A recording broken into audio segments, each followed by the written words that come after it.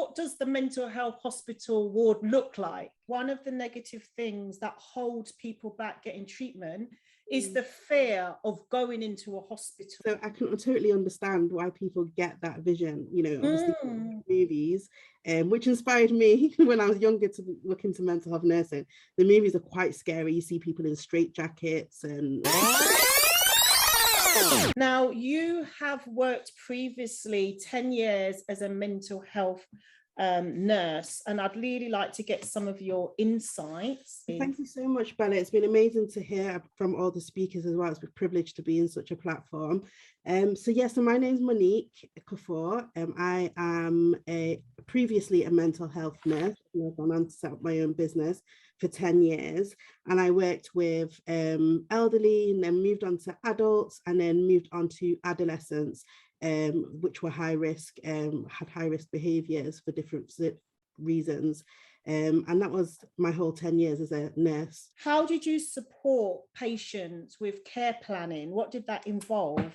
Everything was very alongside the patient. We had, it was very beneficial that patients were involved in their care planning, so that at the end, when they are at recovery stage, they feel that they're in control and they can go into community and they are able, and the thing is with patients, which are just, could be any of us, we know ourselves, and it's about giving them that control, because when people have mental health problems, then, obviously you feel out of control anyway.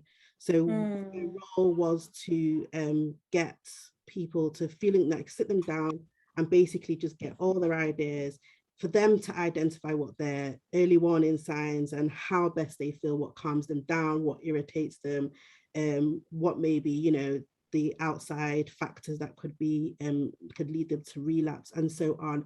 So it was always person-centered, and this was done weekly because I was ward-based. So every week we would sit with a patient who you were assigned to and make sure that the care plan is still up to date, because things can change, it can change because of time of year, it can change because, something's happened in a family, or just, it can just change just like that.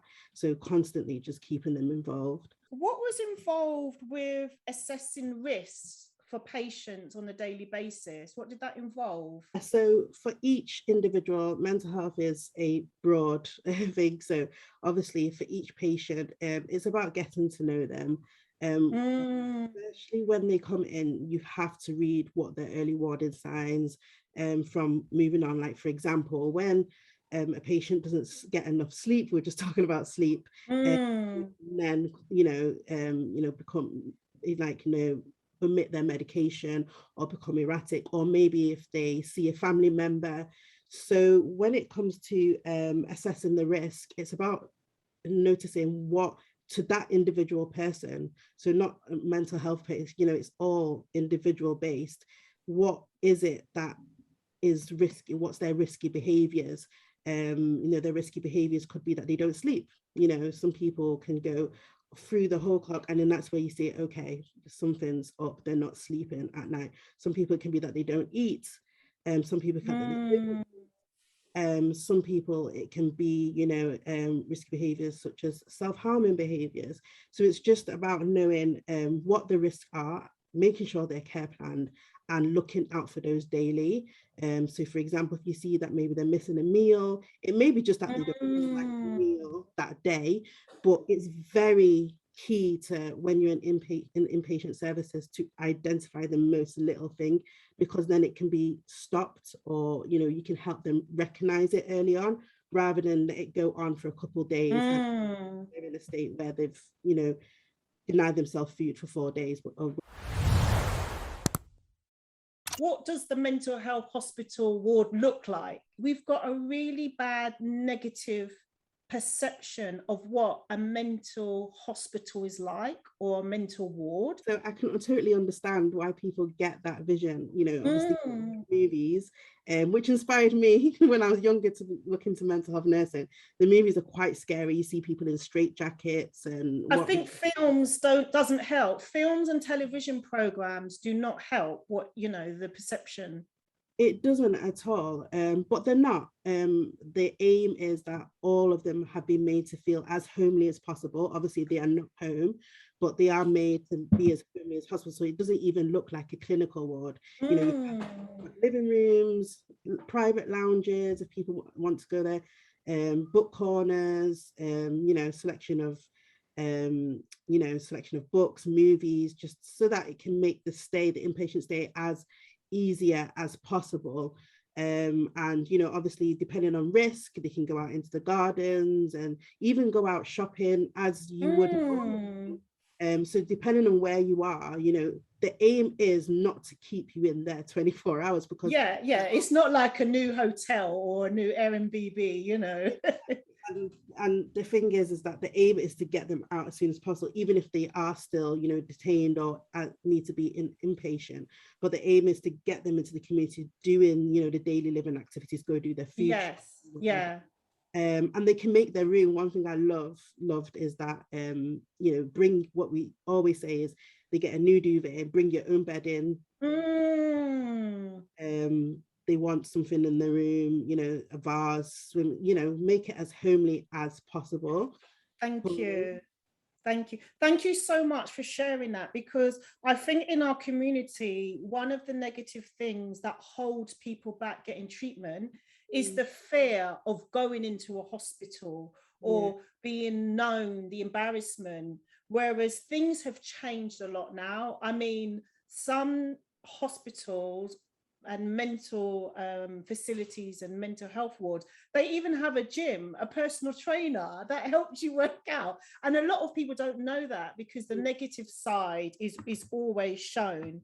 How do you also help to work with the families of the patients in the community, especially at the time of, say, discharge, or when a person's come into the ward? How do you work with the families within the community? That's a really good question, because it is, you know, it's families that are also part of it, obviously, if it's a healthy relationship, and how best they can then support their family member, because stuff that as a nurse we would look at and know it's early warning signs, family members might not know. It's with family, and you just want to brush things off, don't you, that no, or they're just being unreasonable.